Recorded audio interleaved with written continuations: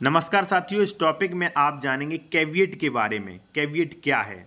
Civil प्रक्रिया संहिता की धारा 148 आ। ये कैविएट जो है वो सभी लोगों के लिए बेहद जरूरी है। जब भी आपको ये लगता है कि हमारा विपक्षी कोर्ट में जाके कोई भी ऐसा आदेश ला सकता है जिसको हमें जो है परेशानी हो सकती है। मान लीजिए आप निर्माण कर रहे हो, वो स्टे कोर्ट से ले आया, तो इसके लिए बेहद जरूरी है। चलिए मैं आपको समझाता हूं, ठीक है। और साथियों, अगर आप जूनियर एडवोकेट हैं तो इस चैनल को ज्वाइन करके स्पेशल मेंबरशिप ले सकते हैं, जिससे आपको स्पेशल वीडियो जिसमें कोर्ट प्रक्रियाएं, ठीक है, और भी मान लीजिए ड्राफ्टिंग वगैरह आप सीख सकेंगे, ठीक है, स्पेशल वीडियोस में। तो अभी जाके ज्वाइन कर सकते हैं ओनली 59 रुपये में 1 मंथ के लिए।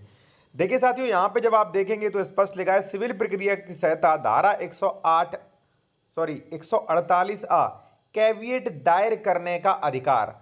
अब ये कैविएट है क्या, इसका उद्देश्य क्या, वो समझ लीजिए। सबसे पहले फर्स्ट पॉइंट पे समझिए कि कैविएट का उद्देश्य क्या है।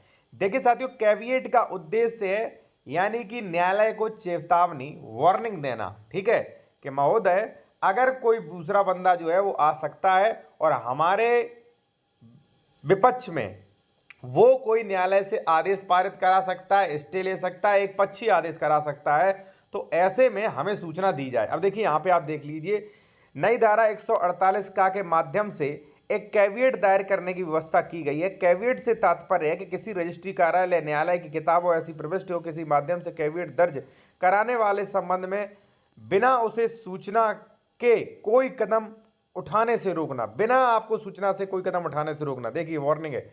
इस धारा के अंतर्गत कोई निर्णीत रीडी आदेश 21 नियम 43 या 54 के अधीन आवेदन कैविएट दाखिल नहीं कर सकता। इस धारा के प्रावधान संविधान अनुच्छेद 226 के अंतर्गत कार्रवाई पर लागू नहीं होंगे। अब देखिए यहाँ पे आप देख सकते हैं कि इस धारा का उद्देश्य न्यायालय द्वारा एक पक्षीय आदेश यानी कि एक्स पार्टी डिक्री पारित करने से रोकना है, ठीक है। मान लीजिए आप निर्माण कर रहे हो सह खातेदारक वाली जमीन में, आप बिल्कुल सही निर्माण कर रहे हो और मैं कोर्ट गया, ठीक है, और आपके अगेंस्ट कोई मान लीजिए कोर्ट से एक पक्षीय आदेश ले आया जहां पे मान लीजिए आपका बहुत अहित है, ठीक है, मान लीजिए स्टे ले आया, तो आपका तो रुक जाएगा। तो इसलिए आप पहले ही कैविएट दाखिल कर सकते हैं, ठीक है, कैविएट डाल सकते हैं। तो अब सेकंड पॉइंट है, कैविएट कब डाल सकते हैं? तो तभी डाल सकते हैं जब आपको शंका है कि भाई ये जाके कोर्ट से कोई एक पक्षी आदेश ला सकता है, तो आप कैविएट डाल सकते हैं, ठीक है। अब सवाल आता है कि कैविएट हमने डाल दी तो कोर्ट में इसकी वैधता कितनी है? तो साथियों, इसकी वैधता जो है वो 90 दिन है। यहाँ पे आप नीचे देख सकते हैं कि कैविएट अनिश्चित काल तक लागू नहीं रहेगी, इसके लिए समयावधि निश्चित की गई है और यह 90 दिन की है, ठीक है। 90 दिन जो है, 90 दिन के बाद आप दोबारा कर सकते हो, ये 90 दिन, ठीक है।